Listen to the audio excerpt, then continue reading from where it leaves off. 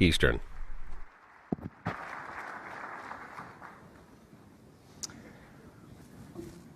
Well, we're going to turn up the volume.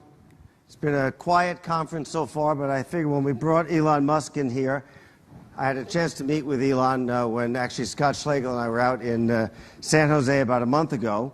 And this is a man who really knows how to push the envelope and change American manufacturing. I kept staring at this car all morning. I keep worrying about someone left the lights on because in a normal car, you'd have to turn the lights off pretty fast before you run down the battery. But Elon told me that battery could probably last a good month before. Yeah. So we had a little controversy what to bring in the room. We were thinking about a rocket. We thought about a number of other things. That was hard to get in. So this was the smallest product we could kind of squeeze into the showroom to get started. So let me ask, when you and I met about a month ago and you just came back from China, you said to me about half your production is going to be exporting. So could you talk a little bit about that and how much is going to China and what that looks like? Sure. So I actually just came back from China yesterday. In fact, I was there all week until yesterday evening. And the thing that really surprised me was how positive the reception was for Tesla. Going in there, I went in with some trepidation, thinking that there'd be concern about an American car company exporting cars to China, and that maybe they would be somewhere between indifferent to slightly hostile. But actually, I didn't encounter that at all. In fact, they were incredibly friendly and supportive, including modifying some of their programs which offer electric vehicle incentives to include imported electric cars. And they actually made that announcement. For example, Shanghai has this license plate fee that's paid normally for a gasoline car. And on the day that I arrived there, they changed it to include imported electric vehicles as being having no license plate fee.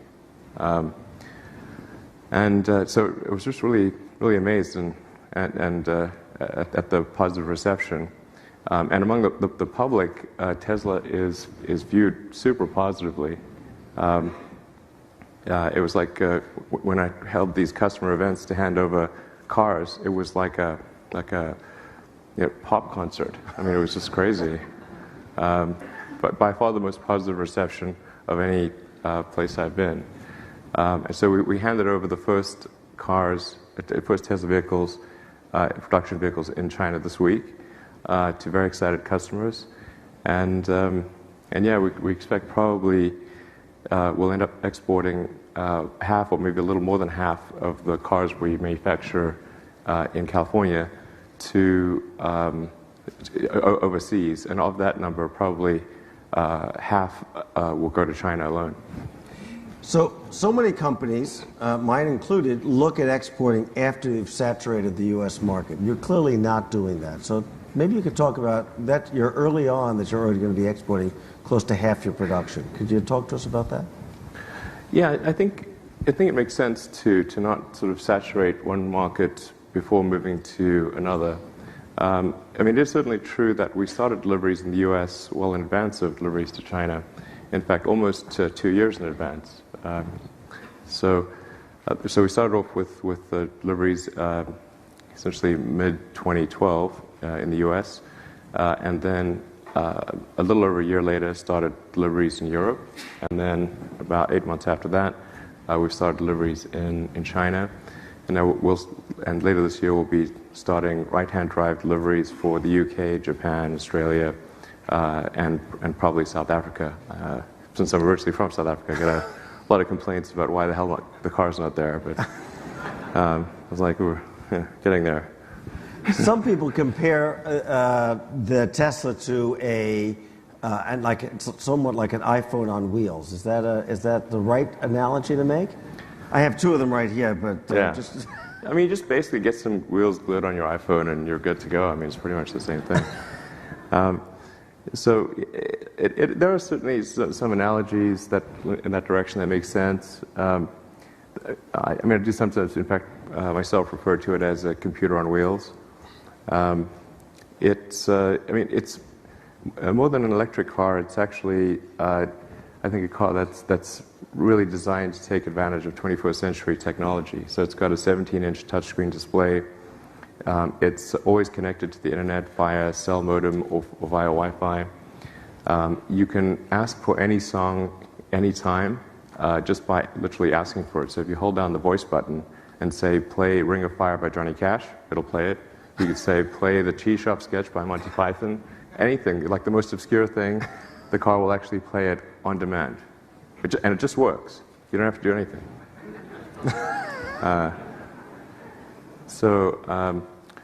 And you can adjust the car's parameters, like the ride height of the vehicle. You can adjust dynamically from the center screen.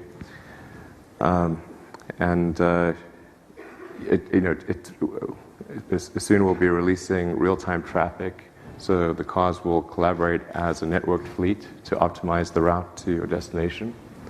That's going to be pretty exciting. And we're adding a whole bunch more functionality. So the car, even after you bought the car, it keeps getting better because of added software functionality that we download to it at no charge. And what makes the U.S. a really good platform to manufacture these and export these from the U.S.? Well, assuming it is a good platform. Yes, we certainly have been accused of that being foolish. But I think I'm someone who believes in manufacturing. I like manufacturing. I like making things. And I think for some reason that got out of fashion. I'm not sure why, but I think if you think of manufacturing not as some boring process of making rote copies, but rather that the manufacturing system that creates the car is itself a very complex machine. And just as innovation applies to the design and engineering of the car, you can apply and should apply innovation to the machine that makes the machine. And you can come up with some really cool new ways to manufacture a vehicle. And I also believe in having a tight feedback loop between engineering and production. And so if production is far away from engineering, you lose that feedback loop. And so someone who designed the car in a particular way doesn't realize that it's very difficult to manufacture the particular way that's designed. But if the factory floor is 50 feet away from their desk, then they can go out and they can just see it, and it's obvious, and they can have a dialogue with the people on the floor. And likewise, a lot of the people in the manufacturing team have great ideas about how to improve the car. But if they're far away, they can't communicate that to the engineers who designed it. So I think that it's something that's often neglected, but having that strong bidirectional feedback loop between engineering and production is really helpful for making the car better and finding efficiencies and lowering the cost. Where do you think the strongest market's going to be for your car, and also where's competition might come from? Well, sure. So I think right now the United States is our strongest market, and long term we might actually sell more cars in China than in the U.S. just because the Chinese market is so huge. In fact, last year China became the world's largest car market, right. And in fact, it's disproportionately so for premium sedans. And they have somewhat of a bimodal distribution with a very high demand for premium cars, and then a very, very high demand for economy cars, and it's sort of a bit of a dip in the middle. And so, for example, for Mercedes S-classes, more than half of all Mercedes S-classes last year were sold in China, worldwide. So it was like 2 or 3 times what they sold in the U.S. So given that that's the basis for things, then I would expect, just on sheer numbers, China is probably larger than the U.S. market over time, but that may take a few years to arise. And we talked a little bit, and many people in this room may be interested. What would this car sell for here? This one here. So the Tesla car starts at about $70,000 before incentives. Right.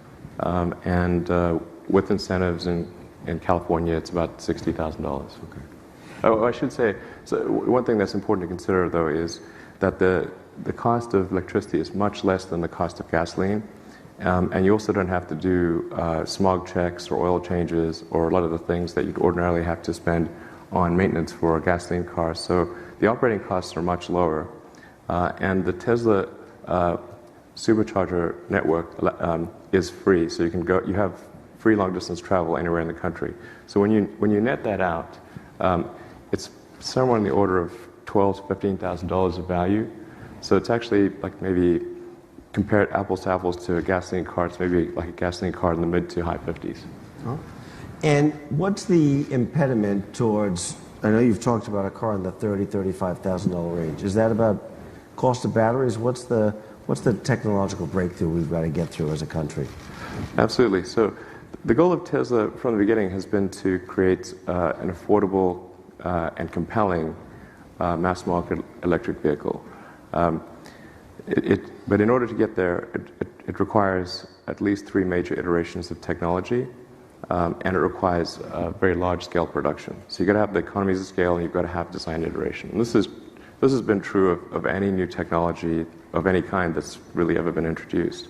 And if you consider, say, cell phones and how they started out, in Wall Street 1, you had this giant brick that the guy was walking down the beach on, talking to a phone the size of a shoebox. And now we've got a phone that's tiny, and it's like the power of a supercomputer, and you can buy one for about $100. So that's gone through many design iterations.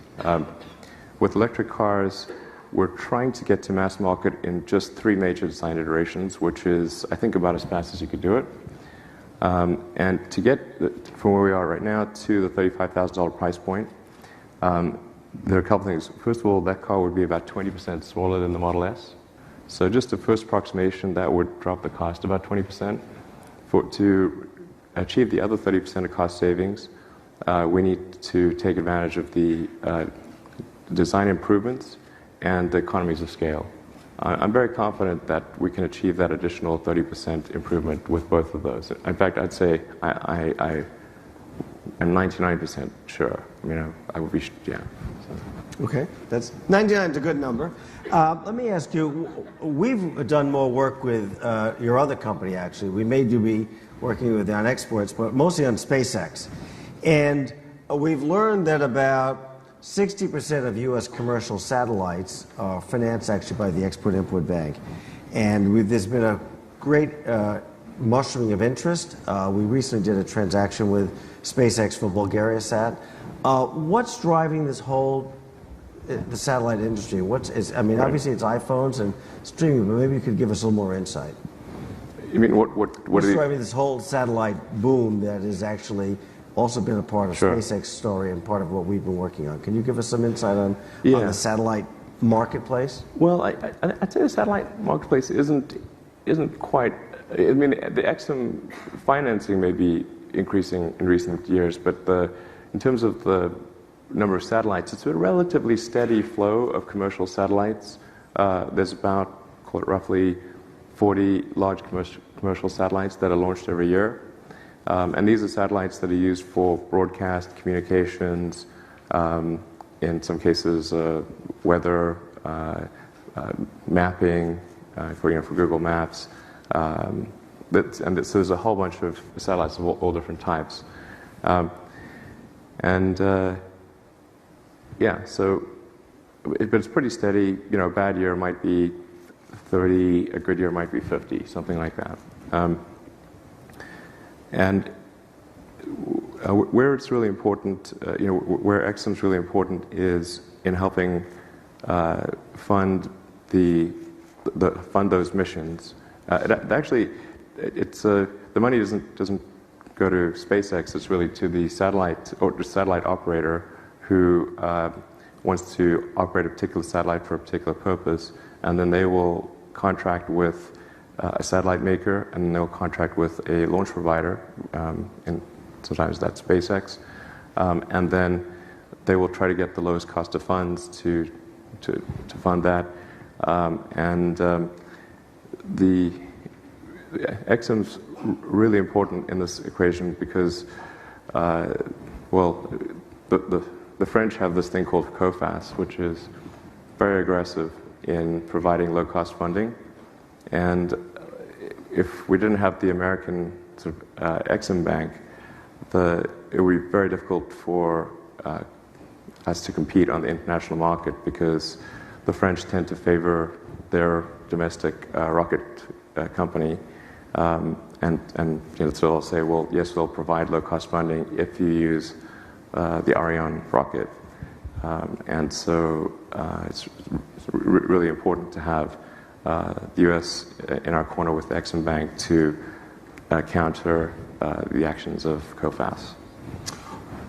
And what has changed? I mean, I was, in preparing for today, in the 1980s, there was almost zero commercial satellites launched in the United States.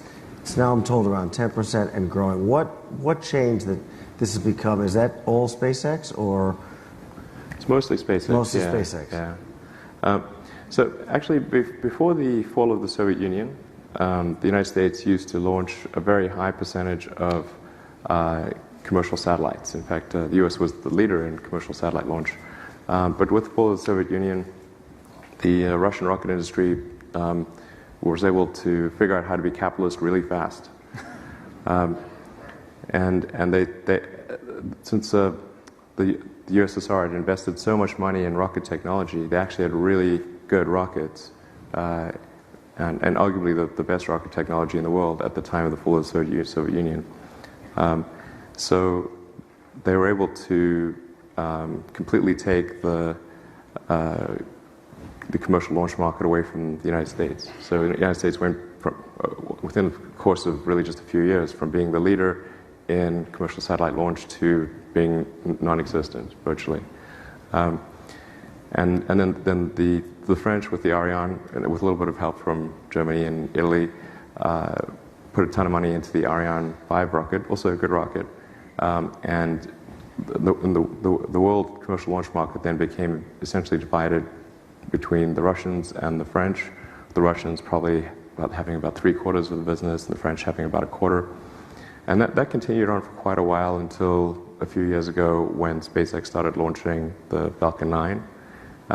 And since then, we've steadily increased the share of US-1 missions, and I think we're now about 1/4 of all commercial satellite missions are won by a U.S. company, or really won by SpaceX. And I think we've got a decent shot if we keep at it of achieving a majority of the commercial launch market, of winning over a majority of the commercial launch market. That's I don't want to count chickens before they've hatched, but it's looking increasingly positive that we'll probably we'll probably restore the United States to #1 on commercial launches in the world. You also do a lot of work for the U.S. government and the Air Force in the launch area. What portion of that is your business? Can you talk to us? It's not really, we're on the more commercial side, but right. Just to fill it out. Well, actually, as far as U.S. government launches go, we have a very good relationship with NASA. NASA's been fantastic to work with and really has helped us a lot. And in fact, I'm not sure we'd even be where we are today without the help of NASA. So we're very, very grateful to them. NASA selected us as the primary system for transferring cargo to and from the space station. And so, in fact, our Dragon spacecraft is the only spacecraft capable of taking any significant cargo down from the space station. So there are a variety of means of getting to the space station, but in terms of bringing experiments back, which is critical to leverage the value of the space station, our spacecraft is the only one capable of doing that. I'd like to also maybe note that we get paid half as much per mission as Orbital Sciences, so there's another provider. And they only take stuff up. They take up less than we do, and they take nothing down. and they get paid twice as much per mission as we do. But that's okay. I mean, I'm Not for the U.S. taxpayers. No, I mean, I think maybe they should get fewer missions in the future, but you know, I'm glad that we're able to, you know, provide a service that's twice the value for money that you know, our competitor does. When I was out at SpaceX about a year ago, I noticed that you were also developing a recyclable rocket, a rocket that actually come back to Earth. Yeah. That would be the ultimate recyclable. Can you talk to us about that? Well, this is the fundamental breakthrough that's needed in space transport to fundamentally transform it. Because I think what we've done thus far at SpaceX is evolutionary, but not revolutionary. You know, we've made a rocket that, in an expendable scenario, it's better than anything else out there. You know, by maybe 20, like the next best rocket would be like 20 to 30% worse in efficiency. So, but that's definitely an evolutionary thing. It's not going to revolutionize spaceflight. To really have a revolutionary impact, we've got to achieve at least an order of magnitude improvement, maybe a 2 order of magnitude improvement. And the only way to achieve that is with full and rapid reusability. And this is a very difficult thing to achieve. In fact, a lot of people in the aerospace industry think it's not possible. And in fact, most have given up on it. But I think it is possible. And we recently achieved an important milestone, which was to get the boost stage of the rocket to re-enter the atmosphere intact, deploy landing legs, and achieve a soft landing out in the ocean. So we're first doing this in the ocean to make sure we can land accurately, and then hopefully later this year we will transition to landing back on land at Cape Canaveral. And then we'll aim to refly that boost stage probably next year, if this year works out. And that will really be a massive change in space transport. To give it sort of a sense of the potential there, the cost of the fuel and oxygen and other sort of expendable liquids in the rocket, the cost to effectively fuel it up, is only 0.3% of the cost of the mission. So the rocket costs $60 million. It only costs a couple $100,000 to fill it up. So the potential is there with a high launch rate, if one can achieve full and rapid reusability, to improve the cost of space access by a factor of more than 100. Wow. Any advice? What could we as citizens do? What could the U.S. government do to make this a better place to support business, make America even a better place to start a business? You came from South Africa. What else could we be doing to improve that from your point of view? Well, I think the United States is pretty great, honestly. Definitely the best place in the world to start a business, and particularly if it involves technology. You know, I think certainly we need to take a look at our immigration laws. You know, if there are really talented people, you know, doing graduate courses in engineering at our universities, we really don't want to send them home. We want to try to do everything we can to keep them here, because like if for every one person who's like an ace engineer, that there are probably like 10 jobs that will be created if that person stays here. It's a huge multiplier effect. And conversely, if you're missing that special ingredient, you know, it's very difficult to create them. I think also we probably need to reform our tax laws, because the U.S. corporate tax rate is really high relative to, say, the EU. And what this causes companies to do, like, you know, Apple or Google or others, SpaceX is a purely domestic company, so and we're happy about that. Yeah. So you know, we don't have the ability to play, you know, sort of some sort of tax shell game. And we wouldn't, but anyway, but it is tricky. Like if you're head of a multinational and you've got all these shareholders who are expecting you to maximize profits, and you can play this sort of like international tax shell game, and you sort of there's a strong incentive to do so because of the U.S. tax rate being way out of whack with almost any other country. What this causes companies like Apple and Google to do is to invest a ton of money in other countries. Right. So this is a big gift that we're giving to other countries. So instead of getting those, sort of ace engineers and others to move to the U.S. and create a bunch of jobs here, we're actually funding them there to create jobs there. I mean, it's quite a nice thing we're doing, but it's probably not in the best interest. Overly generous. It's very generous. Very generous. Yeah. Let me ask you a final question because we're going to wrap up. You have 5 sons. It's always hard to be a cool dad. What do your kids think is the coolest thing about Dad? I'm not sure. The rockets, the cars? They don't seem too excited about these things because I kind of grew up. I take them to the factory and it's like, is this exciting? They're like, oh, we've seen it 20 times. Like, you get more excitement out of it than they do. Really? Yeah. No, I know. I mean, maybe they were secretly excited and they just didn't want to let on that, to me. But I do try to get them excited about these things, and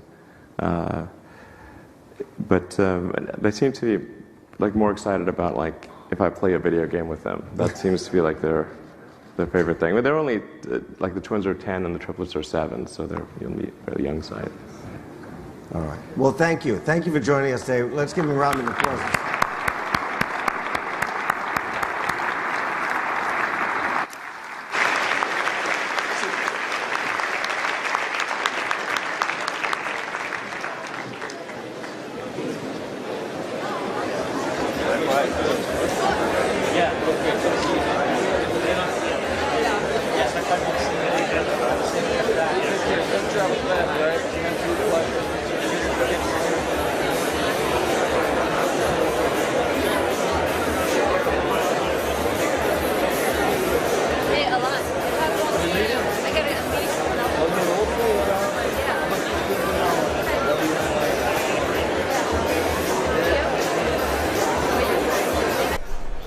If you missed any of our coverage of the Export-Import Bank Conference, you'll find it at cspan.org. Writing about legislation ahead, Billy House from National Journal says a decision is due on September 30th on whether to reauthorize the Export-Import Bank, recharter it with reforms, or even wind down legislation, or simply let it expire. The bank supports loans to overseas companies to help them buy U.S. exports, and many conservatives are signaling another battle to block its charter. That's from National